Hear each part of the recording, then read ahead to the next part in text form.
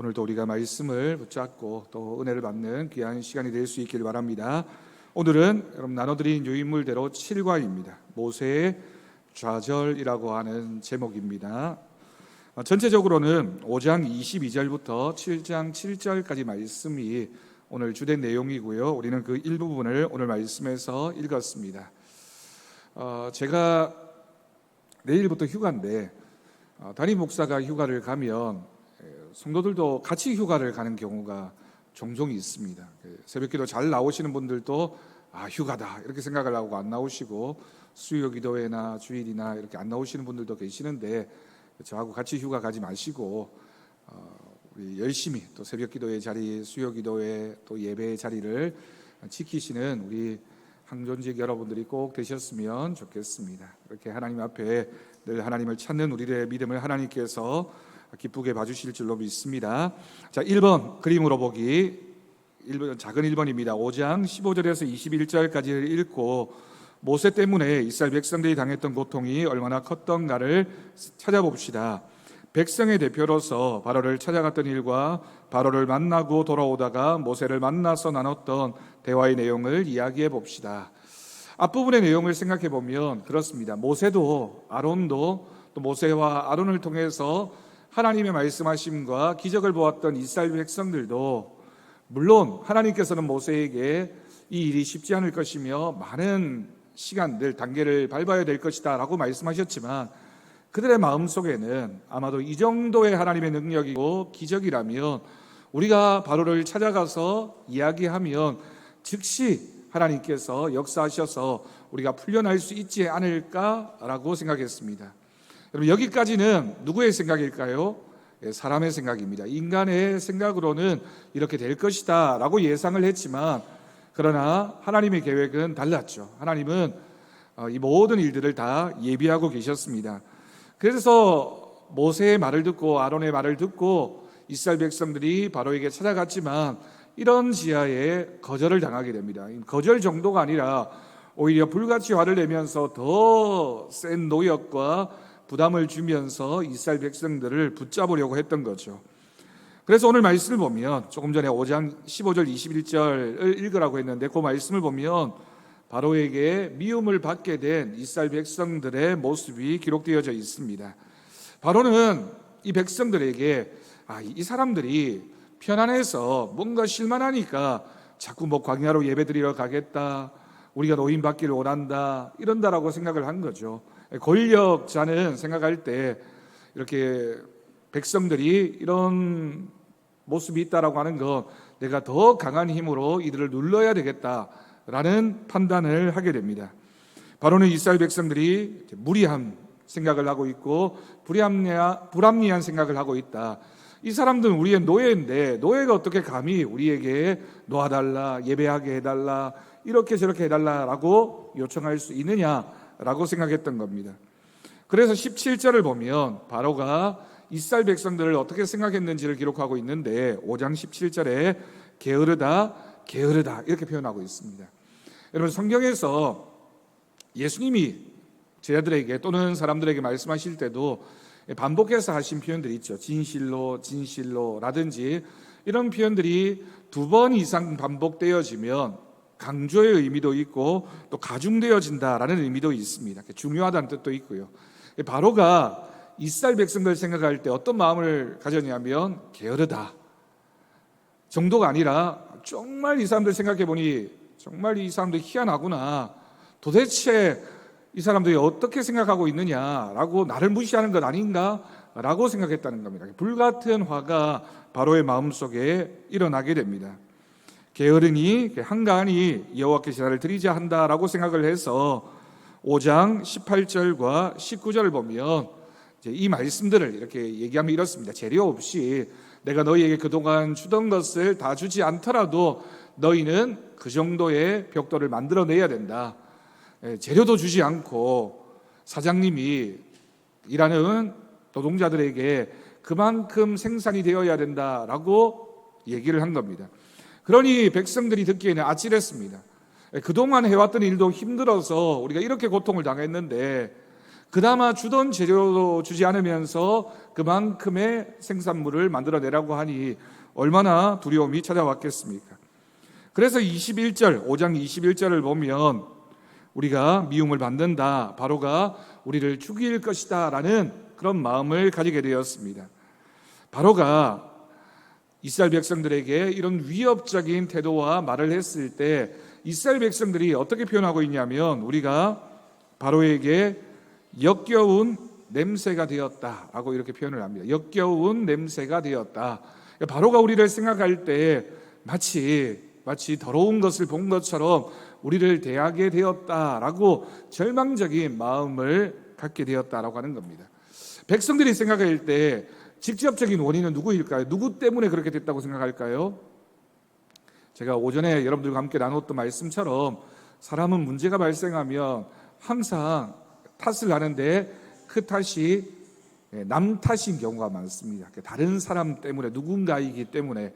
지금 이 순간에 이스라엘 백성들은 누구 때문에 이런 일이 벌어졌다고 생각할까요?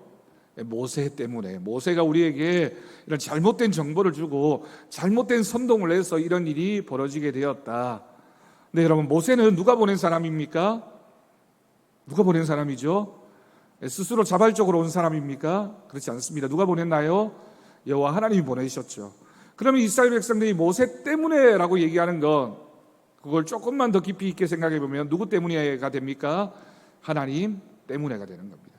하나님 때문에 우리가 이렇게 바로로부터 미움을 받게 되고 역겨운 냄새가 나는 사람 취급을 당하고 우리가 이렇게 더 큰 고난을 받게 되었다라고 원망하기 시작했습니다. 이스라엘 백성들 출애굽기에 또 그 이후에 기록되어진 민수기, 신명기 다 보면 참 원망자라고 불평자라는 모습이 기록되어져 있죠. 원망, 불평. 네, 여러분, 이게 이스라엘 백성들만 그런 게 아니라 우리도 그렇습니다. 솔직히 저도 그렇습니다. 우리가 순탄하게 잘 될 때는 하나님 앞에 감사할 때도 있고 안 할 때도 있고, 하나님이 그래도 하셨다라고 생각할 때도 있고 안 할 때도 있는데, 어려움을 당하고 고난을 당하면 사람은 누구나 할 것 없이 다 불평하고 원망합니다. 그게 참 무서운 거죠. 2번입니다.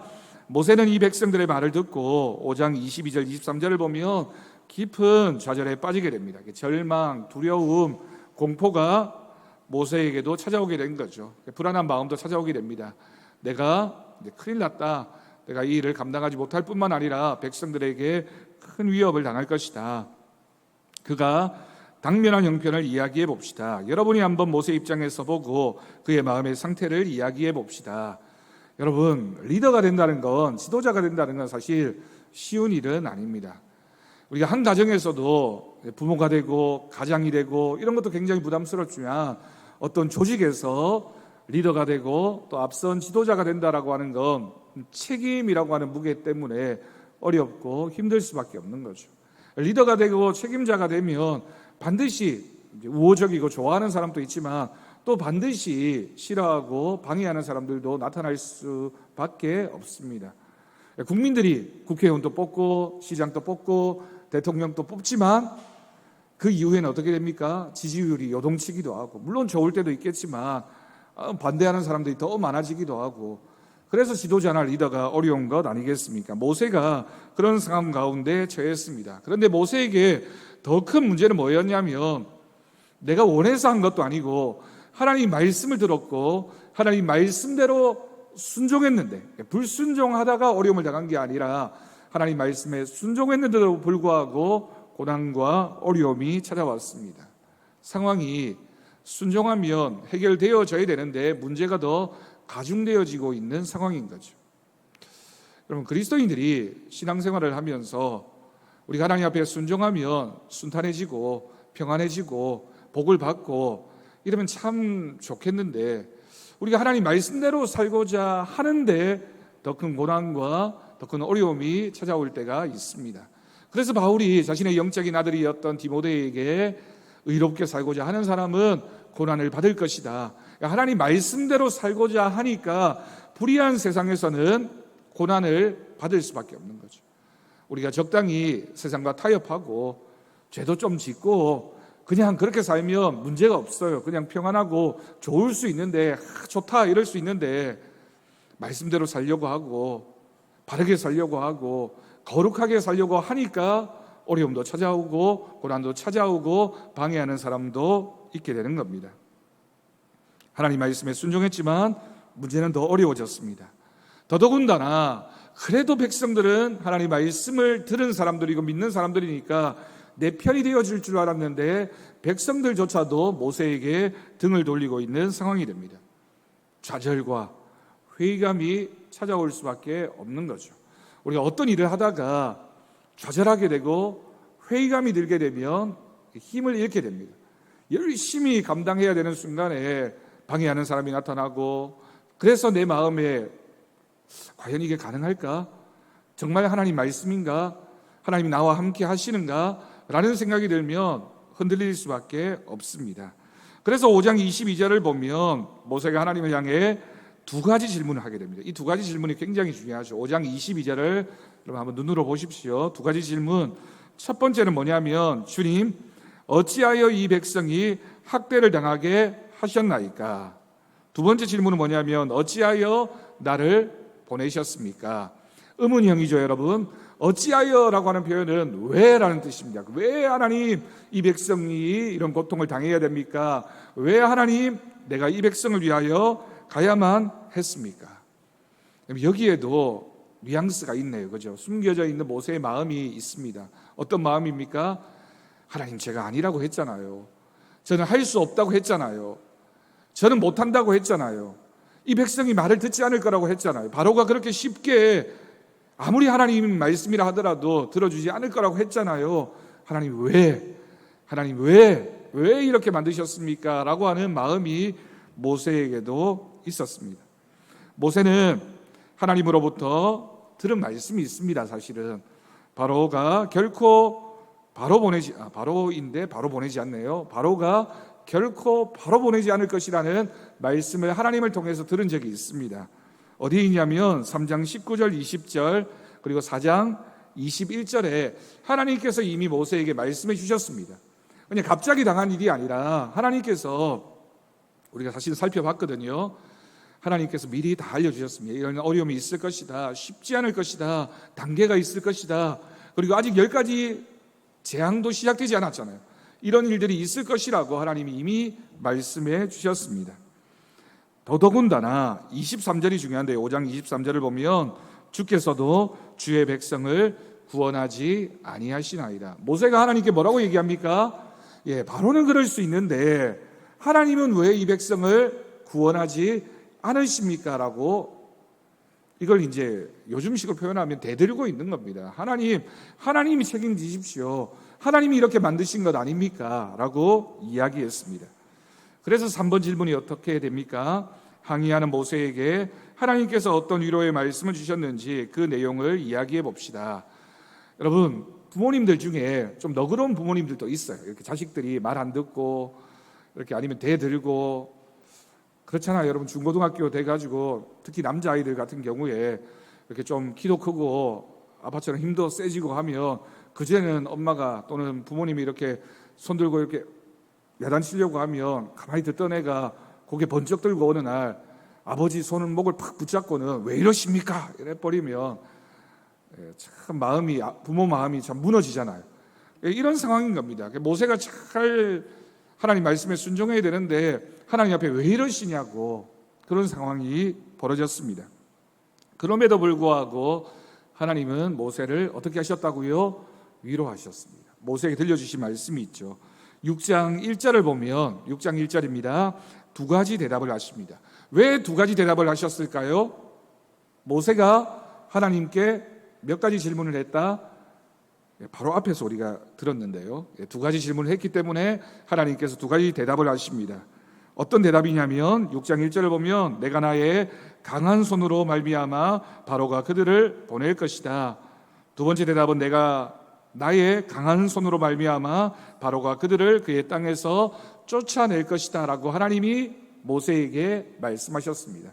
내가 힘이 있는 엘 샤다이, 전능하신 하나님, 내가 전능하신 하나님이기 때문에 나의 능력으로 바로로 하여금 그렇게 만들 것이다라고 하나님께서 모세를 위로하셨습니다. 여러분, 우리에게 주시는 하나님의 위로는 하나님 말씀입니다.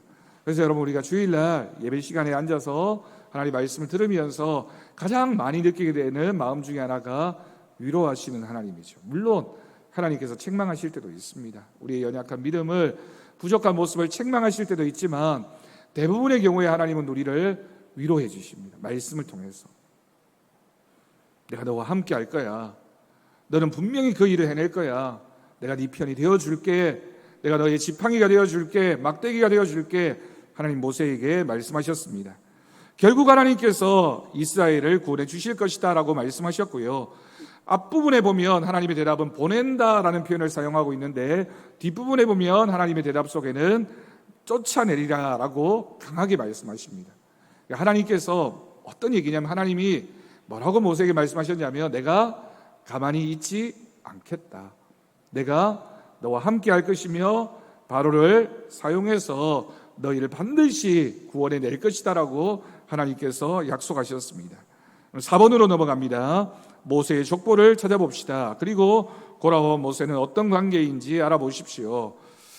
저희 집에도 족보책이 있거든요. 몇 권이나 있더라고요. 제가 경주가 본관인데 하여튼 뭐 경수남 몇 대손 이렇게 해서 족보를 제가 아주 오래전에 아버지가 찾아보라고 해서 펼쳐봤다가 깜짝 놀랐습니다. 전부 한문으로 돼 있어가지고, 또 이름이 좀 어렵잖아요. 우리가 일반적인 한자들은 좀 이렇게 쉽게 읽을 수 있는데 이름 한자들은 어려운 경우가 좀 있더라고요. 저를 겨우겨우 찾았습니다. 그것도 한참 꾀를 내가지고 맨 뒤로 가니까 제가 맨 뒤에 있겠죠. 그래서 찾아보니까 제 이름도 있더라고요. 성경에는 족보 이야기가 참 많이 있습니다. 여러분, 성경에 나오는 족보는 어떤 의미가 있을까요? 성경은 족보책이 아니잖아요. 족보를 기록하기 위해서 쓰여진 책이 아님에도 불구하고 이렇게 족보에 관한 이야기를 기록한 까닭이 있습니다. 그걸 우리는 신앙적으로 믿음의 계보라고 합니다. 우리가 믿음이 어떻게 시작되었고 하나님께서 아브라함과 이삭과 야곱의 하나님이셨던 것처럼 그 조상 때에 있었던 일들을 너희들이 생각해 보아라. 그러면 지금 너희가 어떤 믿음으로 살아가야 하는지를 알게 될 것이다 라고 하나님이 말씀하십니다.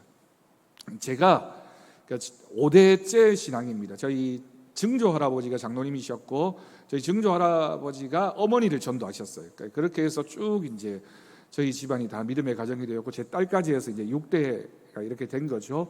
이런 계보를, 레위 자손의 계보를 기록했습니다. 보십시오. 제가 성경을 이렇게 좀 쉽게 이렇게 그림으로 그려놨습니다. 모세의 조상 중에 누가 있습니까? 12지파의 한 사람이었던 레위라는 사람이 있고요. 밑으로 내려오니까 고핫이라는 이름을 여러분 아마 들어보셨을 겁니다. 고핫 자손, 시편에 보면 고핫이라는 이름이 많이 나옵니다. 그리고 모세, 미리암, 아론은 우리가 잘 알고 있고요. 모세의 아버지 아므람도 나오는데 오른쪽에 보면 여러분들 이제 흑백이죠 지금 보면 이제 원래는 칼라 그림입니다. 이게 오른쪽에 보면 모세 옆에 누가 있습니까? 고라라고 하는 이름이 나오네요. 고라라고 하는 인물이 중요합니다. 왜냐하면 나중에 모세가 이스라엘 백성들과 함께 출애굽해서 광야 40년 생활하는 동안 일어났던 이스라엘 백성들의 하나님에 대한, 모세에 대한 반역 중에 제일 컸던 반역이 이 고라의 반역이었기 때문입니다. 모세와 아론을 향해서 반역을 일으키게 되는데 민수기 16장을 보면 그 내용이 기록되어져 있습니다. 여러분, 모세의 이 족보를 보면서 어떤 느낌이 드십니까? 레위 지파 이래로 전부 다 하나님의 성전에서 봉사하는 일을 감당했던 사람들입니다. 제사장 또는 찬양대 또는 교회에서 청소를 하거나 성전 기물을 이렇게 보관하거나 또는 운반하거나 이런 일들을 했던 사람들이 다 이 레위 지파의 사람들이었습니다. 그러니까 하나님의 일을 위해서 성별되고 구별되어졌던 사람들이 레위 지파 사람들인 거죠. 그 중에 모세도 있었고 고라도 있었습니다. 어떤 관계입니까, 여러분? 모세와 고라는 요즘에는 우리가 이제 족보 개념이 없어서 사실은 사촌 관계도 가까이 살지 않으면 사촌도 1년이 가도록 잘 못 보는 경우도 있잖아요. 몇 촌입니까? 모세하고 고라는 몇 촌인가요? 아버지가 형제네요. 그죠? 아버지가 형제고 그 작은 아버지의 아들이니까 요 관계가 사촌이 되네요. 그죠? 이번에 저희가 장례 치르면서 우리 딸이 팔촌을 만났습니다. 요즘 팔촌 만나기 좀 어렵잖아요. 그렇죠, 여러분? 네, 저희 시은이가 정말 어린 3살인가 4살 되는 팔촌을 만나가지고 친척이라고 하니까 몇 촌이냐고 물어보기에 팔촌이라니까, 팔촌은 설명하기가 좀 복잡하잖아요. 이제 위로 한참 거슬러 올라가야 되니까. 옛날에는 한 동네에 8촌 정도는 다 이렇게 가까이 모여 살던 집이 참 많았습니다. 저희 고향도 할아버지, 작은 할아버지, 뭐 그 밑에 식구들이 다 그 동네에 모여 살다가 이제 나중에 이제 다 나가게 되는데, 8촌이 사실은 또 이렇게 생각해보면 되게 가까운 사이이기도 한데, 사촌이면 정말 가까운 사이죠. 모세와 고라가 사촌 관계였는데 나중에 반역하는데 이 사촌이 앞장서는 일이 벌어지게 되었습니다. 자, 사건으로 겪어내기 1번입니다. 신앙생활에서 좌절을 느낄 때가 언제입니까?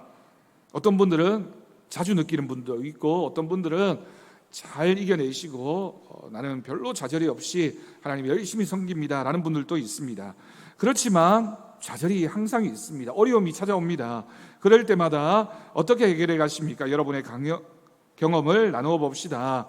특히나 우리가 신앙생활에서 큰 좌절이라고 느끼는 경우는 하나님의 일을 하다가 고난을 당하며, 그러니까 내 일, 세상에서 내 일을 하다가 당하는 고난도 어려운 일이지만, 내가 하나님의 일을 했는데 내가 마음을 다해서 하나님의 일을 하다가 어려움을 당하고 미움을 당하고 힘든 상황을 맞이하게 되면 참 좌절을 느끼게 되고 어려움을 느끼게 됩니다.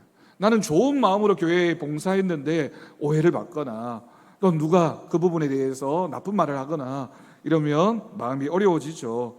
그런데 우리가 믿어야 할 것은, 우리가 이 일을 하는 이유는, 우리가 하나님의 일을 하는 이유는 누구를 위해서입니까? 하나님을 위해서입니다. 사람에게 좋게 하기 위해서가 아니라 하나님 보시기에 우리가 그 일을 감당하는 거죠. 그러니 평가는 누가 하십니까? 하나님이 하십니다. 칭찬은 누가 하십니까? 하나님이 하십니다. 사람의 칭찬이나 사람의 비판은 물론 우리가 들어야 될 때도 있고 또 참고해야 될 때도 있고 안 들을 수 없지만, 그러나 사람이 칭찬한다고 해서 우리가 교만하거나 우쭐할 필요도 없고, 사람이 또는 비판하거나 우리를 방해한다고 해서 그것 때문에 우리가 하나님의 일에 방해받아서도 안 될 것입니다. 하나님만 바라보는 믿음이 되어야 하겠습니다. 자, 3번으로 넘어갑니다. 가슴으로 이야기 1번. 백성들이 더욱 큰 고통을 당하고 있을 때 모세는 하나님께서 침묵하고 계신다고 거칠게 반항하였습니다. 출애굽기 5장 23절 말씀인데, 주께서도 주의 백성을 구원하지 아니하시나이다. 당신께서는 당신 백성을 전혀 인도하지 않으셨습니다. 하나님 왜 우리를 버리셨습니까? 하나님 도대체 뭐 하는 분이십니까? 하나님은 아무것도 하지 않지 않습니까? 라고 모세가 하나님께 항의했습니다. 네, 여러분, 중요한 건 하나님의 일이 시작되면 반드시 방해와 고난이 찾아오게 됩니다. 가만히 있으면 문제가 생기지 않는데 하나님의 일을 하기 시작하면 어려움이 찾아옵니다. 특히나 신앙적인 일, 교회가 움직이기 시작하면, 교회가 하나님의 일을 시작하면 사탄의 방해와 어려움이 찾아올 수밖에 없습니다. 사탄의 마음에 들지 않기 때문이죠. 가만히 있으면, 아무것도 하지 않으면 오히려 평안할 수 있어요. 그렇지만 우리가 하나님의 일을 하기 시작하면 방해가 있을 수 있지만, 조금 전에 우리가 나누었던 것처럼 사람 보지 않고 환경 탓하지 않고 우리가 그것 때문에 당하는 고난을 두려워하지 않고 하나님만 바라보고 하나님을 붙잡고 나아가야 되겠습니다. 자, 2번입니다. 침묵을 깨고 하나님께서 모세에게 말씀하신 내용의 핵심은 무엇입니까? 아브라함에게 보여주신 하나님의 모습과 모세에게 보여주신 하나님의 모습의 차이는 무엇이라고 생각됩니까? 결국에는 기다림의 문제입니다. 기다리면 하나님의 영광을 보게 될 것이다. 아브라함은 100세의 아들을 얻었습니다. 기다렸습니다. 하나님의 약속을 기다렸기 때문에 하나님의 약속은 성취됩니다. 중요한 건 뭐냐면 인간의 시간표가 아니라 하나님의 시간표대로 하나님은 반드시 그 약속하신 것을 신실하게 이루시는 분이신 줄로 믿습니다. 우리 교회도, 우리 가정에도, 우리 한 사람 한 사람에게도 하나님의 약속이 있다면 그 약속은 반드시 성취될 것입니다. 3번입니다. 그래도 자기는 입이 둔하여 말할 줄 몰라서 바로에게 갈 수 없다고 항변하는 모세에게 하나님 말씀하십니다. 내가 너로 바로에게 여기서 신이라고 할 때 엘로힘, 하나님의 또 다른 이름이 기록됩니다. 신처럼 신이 되게 하겠다라고 말씀하셨습니다. 6장 12절과 6장 30절을 보면 나는 입이 둔한 사람입니다 라고 다시 고백을 했습니다. 7장 1절에서 내가 너와 함께 할 것이다. 여러분, 하나님이 우리와 함께 하신다. 우리가 참 성경에서 많이 듣게 되는 표현이네요. 이걸 뭐라고 합니까? 임마누엘이라고 하죠. 하나님이 우리와 함께 하십니다. 내가 원하는 것을 네가 하게 될 것이다. 바로가 신이 아니라 네가 나로 말미암아 바로에게는 네가 신처럼 보여지게 될 것이다. 네가 능력이 있는 사람이 될 것이다. 내가 너와 함께 하기 때문에. 여러분들과 함께 하시는 하나님 때문에 세상 사람들에게는 여러분이 누구처럼 보일 것이라고요? 하나님처럼 보이게 될 것을 믿습니다. 아멘. 우리가 하나님 앞에서는 우리가 겸손해야 되지만 세상 사람들 앞에서는 우리가 복음을 들고 섰다면 담대할 수 있습니다. 우리가 전하는 것이 복음이기 때문에, 생명을 살리는 구원의 말씀이기 때문에 담대할 수 있기를 바랍니다. 4번입니다. 하나님께서는 모세를 어떻게 설득하셨습니까? 6장 5절에 나타난 동사에 관심을 가지고 보십시오. 영어로 이 구절을 이렇게 번역하고 있고요. 이 구절이 어떻게 되어져 있냐면 애굽 사람이 종으로 삼은 이스라엘 자손의 신음소리를 내가 듣고 나의 언약을 기억할 것이다. 하나님께서 들으셨습니다. 백성들의 기도의 소리를 들으셨고 하나님이 언약을 기억한다라고 하는 건 어떤 의미입니까? 그 약속은 반드시 지켜질 것이다. 너희가 잊었다 할지라도, 너희가 망설인다 할지라도 하나님의 약속은 신실하게 지켜질 것이라고 말씀하십니다. 우리가 하나님을 고백할 때 뭐라고 고백하냐면 울부짖는 자의 하나님이라고 고백합니다. 기도하는 사람의 하나님이라고 표현하죠. 또 다른 말로 이 말이 어떻게 표현되어집니까? 응답하시는 하나님이십니다. 여러분 믿으십니까? 울부짖는 자의 하나님, 기도하는 자의 하나님, 응답하시는 하나님이신 줄 믿고 늘 하나님을 찾는 우리 모두가 될 수 있기를 바랍니다. 마지막입니다. 삶의 옮겨내기 1번. 대부분 신자들이 좌절하는 경우는 하나님은 나를 위하여 아무 일도 하지 않는다고 생각할 때입니다. 오늘 말씀을 통하여 하나님께서는 여러분을 위하여 어떻게 일하고 계시다는 것을 깨달았습니까? 내가 책임지는 것이 아니라 하나님께서 책임지시고, 내가 준비하는 것이 아니라 누가 준비한다고요? 하나님께서 준비하시고, 내가 일을 감당하는 것이 아니라 하나님께서 하실 줄로 믿습니다. 아멘. 2번입니다. 여러분이 하나님과 백성 사이에 서 있는 예언자라고 가정한다면 모세처럼 낙심하는 신자들과 이스라엘 백성처럼 살아가는 사람들에게 뭐라고 위로와 권고를 하겠습니까? 여러분, 우리가 모세처럼 하나님 말씀을 들은 사람이라면 낙심하고 시리에 빠진 사람들에게 가서 뭐라고 얘기하겠습니까? 저는 이 질문을 들으면서 딱 한 가지 유명한 신앙의 격언이 생각이 났습니다. 나는 실패하지만 하나님은 실패하지 않으신다. 우리는 실패할 수 있습니다. 우리가 뭐라고? 우리는 낙심할 수 있어요. 우리는 어려움을 당할 수 있습니다.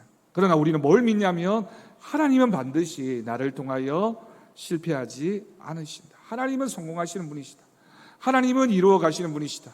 그러니 우리는 우리를 바라보지 말고 내 형편이나 내 능력이나 내 처지를 바라보지 말고 우리가 바라보아야 할 대상은 하나님 한 분이신 줄로 믿습니다.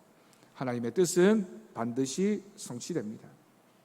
여러분들이 지금 여러분들 가정을 위해서, 자녀를 위해서, 교회를 위해서 기도의 씨앗을 뿌리면 지금 당장은 아니다 할지라도 때가 되면 반드시 거두게 됩니다.